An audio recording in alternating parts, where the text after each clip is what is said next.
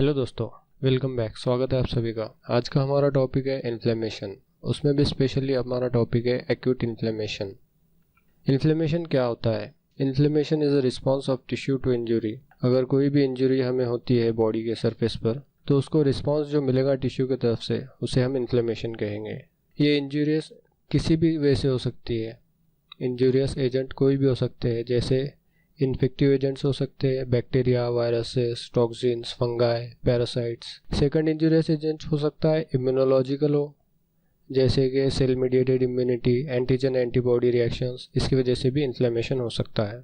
Third agent physical हो सकता है, means cold, heat, radiation, mechanical, trauma. या फिर केमिकल एजेंट्स हो सकते हैं, जैसे organic, inorganic, phosphates, sulphates.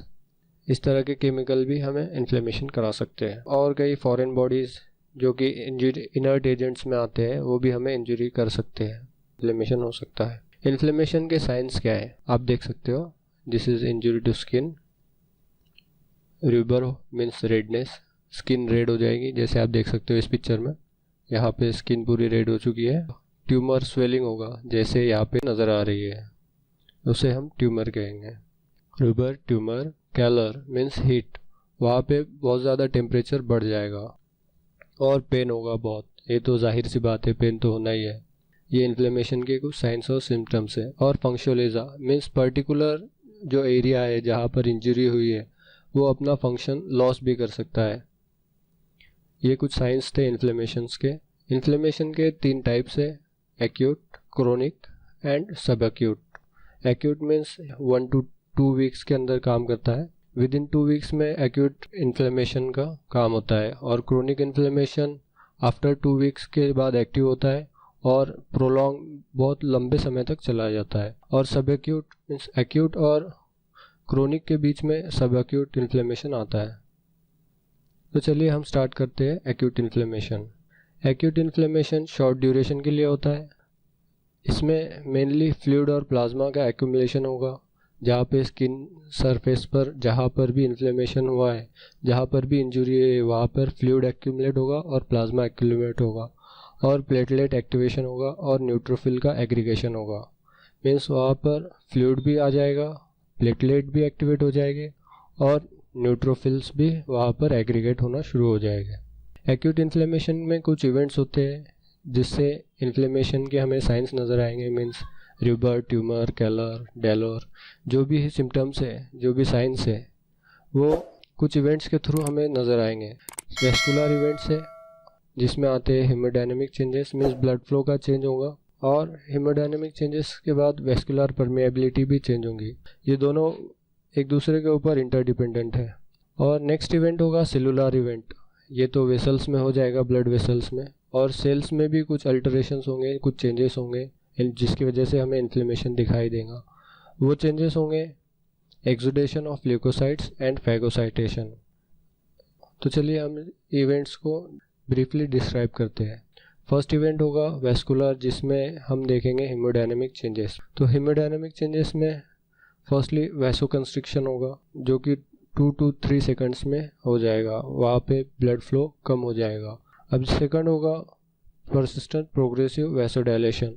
Means injury की जगह पे बैक्टीरियल या फिर कोई भी एनी फॉरेन बॉडी पार्टिकल या फिर टॉक्सिन्स आ गए हैं, उसे डाइल्यूट करने के लिए ब्लड फ्लो वहाँ पे बढ़ जाएगा, जिसकी वैसोडायलेशन हो जाएगा। और वैसोडायलेशन की वजह से जो भी टॉक्सिन्स होगा वो डाइल्यूट होने में मदद होगी। अभी थर्ड स्टेप्स हेमोडायनेमिक चेंज में जो होगा वो हाइड्रोस्टैटिक प्रेशर भी बढ़ जाएगा।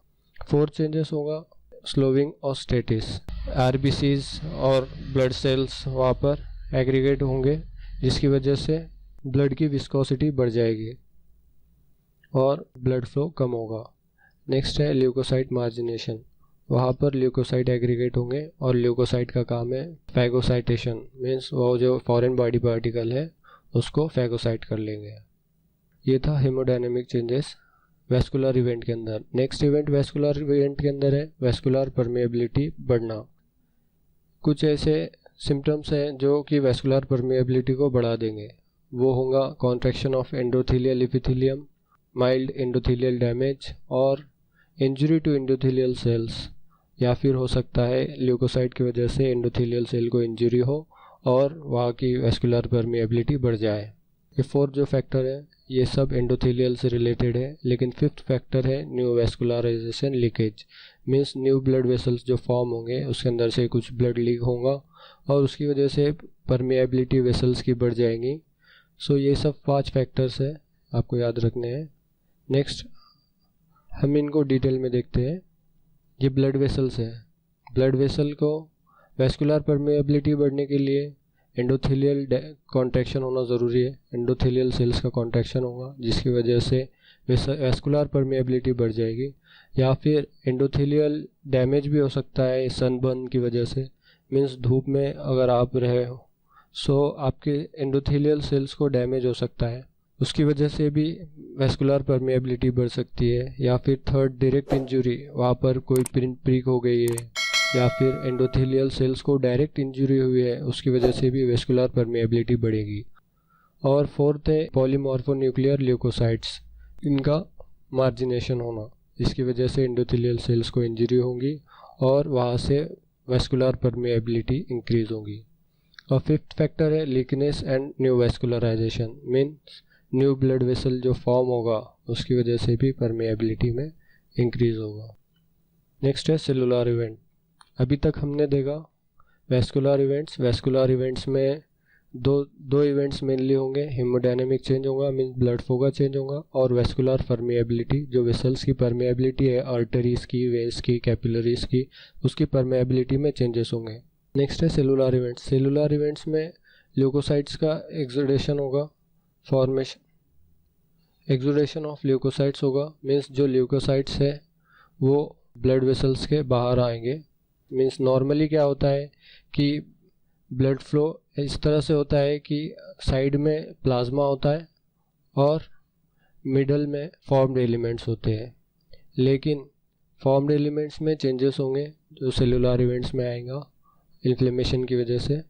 यहाँ पर क्या होगा कि परमिएबिलिटी बढ़ जाएगी। परमिएबिलिटी बढ़ने की वजह से ये जो प्लाज्मा होगा एक्स्ट्रा सेलुलर इंटरस्टिशियल स्पेस में, ये प्लाज्मा इंटरस्टिशियल स्पेस में आ जाएगा। ये प्लाज्मा इंटरस्टिशियल स्पेस में आने की वजह से यहाँ पे फॉर्म्ड एलिमेंट्स का डिस्ट्रैक्शन हो जाएगा और फॉर्म्ड एलिमेंट्स भी मार्जिन में फ्लो होने लगेंगे, जिसकी वजह से उनका क्या होगा, लेयरिंग हो जाएगी। मीन्स जो ल्यूकोसाइट है वो एंडोथेलियल सेल्स के ऊपर स्टिक हो जाएंगे और रेड ब्लड सेल्स भी लेयर बनाकर ब्लड फ्लो होता रहेगा। नेक्स्ट है rolling and adhesion, means leukocyte जो बाहर आएंगे वो रोल होते, जो ल्यूकोसाइट्स है वो ब्लड वेसल्स में रोल होते रहेंगे और वो रोल होने की वजह से कुछ ऐसे मॉलिक्यूल्स होते हैं एंडोथेलियल सेल्स पर और ल्यूकोसाइट्स पर जिसे हम सेल एडेजन मॉलिक्यूल्स कहते हैं, और वो प्रोटीन्स होते हैं नॉर्मली, जैसे सेलेक्टिन, इंटीग्रिन, ये प्रोटीन है।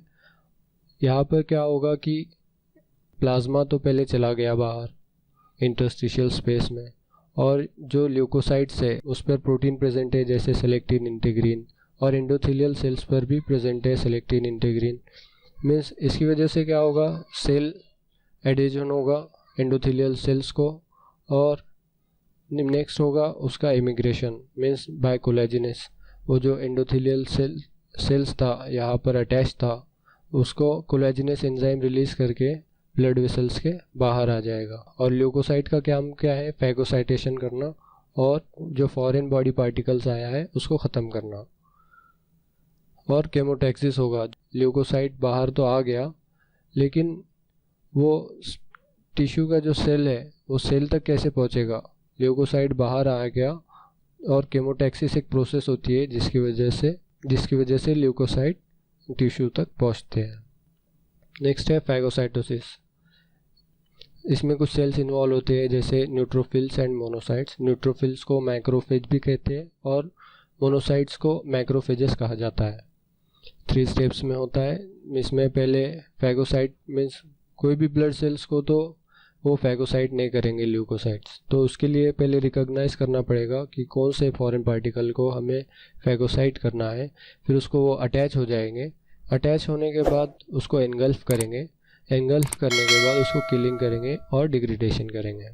रिकग्निशन को हम डिटेल में देखते हैं। रिकग्निशन में क्या होता है कि अटैचमेंट होगी, इसमें जो ल्यूकोसाइट्स है उसकी फॉरेन पार्टिकल से अटैचमेंट होगी। कुछ प्रोटीन्स प्रेजेंट होते हैं जिसको ऑप्सोनाइजेशन कहते हैं, आईजीजी। स्कैवेंजर रिसेप्टर प्रेजेंट होते हैं सेल पर। ऑप्सोनिन प्रेजेंट्स होते हैं माइक्रो ऑर्गेनिज्म के ऊपर, जैसे आईजीजी, C3b एंड लेक्टिन्स। इस तरह के रिसेप्टर्स और ऑप्सोनिन्स की इंटरेक्शन होगा, जिसकी वजह से ल्यूकोसाइट बैक्टीरिया को पहचानेगा। इसको रिकग्निशन कहेंगे। नेक्स्ट स्टेप है एंगल्फमेंट। एंगल्फमेंट में क्या होगा कि सीडोपोड फॉर्मेशन होगा। ये जो सीडोपोड आपको फॉर्म होता हुआ नज़र आ रहा है, ये फॉर्म होगा और बैक्टीरिया का एंगल्फमेंट होगा। फिर उसकी वजह से फैगोलाइसोजेम फॉर्मेशन होगा। नेक्स्ट, ल्यूकोसाइट के अंदर बैक्टीरिया आ गया है, उसे अभी किलिंग करेंगे या फिर उसको डिग्रेड करेंगे। तो किलिंग करने के लिए कुछ मैकेनिज़म्स है, जैसे इंट्रासेलुलर मैकेनिज़्म जिसमें oxygen free radical, lysosome granule. Non oxidative mechanism है जिसकी वजह से इस बैक्टीरिया की किलिंग हो सकती है। या फिर एक्स्ट्रा सेलुलर मैकेनिज़्म है जिसमें ग्रैन्यूल फॉर्म होगा, या फिर एंटीजन, एंटीबॉडी और इम्यून सिस्टम एक्टिवेट होकर वो बैक्टीरिया को किल करेंगे। तो चलिए इसको सिंपली हम रिवाइज करते हैं। हमने इसमें देखा टाइप्स। इन्फ्लेमेशन के 3 टाइप्स है, एक्यूट, सब acute and chronic. Acute inflammation को हमने डिटेल में देखा, जिसमें होते हैं वेस्कुलर इवेंट्स और सेलुलर इवेंट्स। वेस्कुलर इवेंट्स में 2 टाइप्स है, haemodynamic changes and vascular permeability.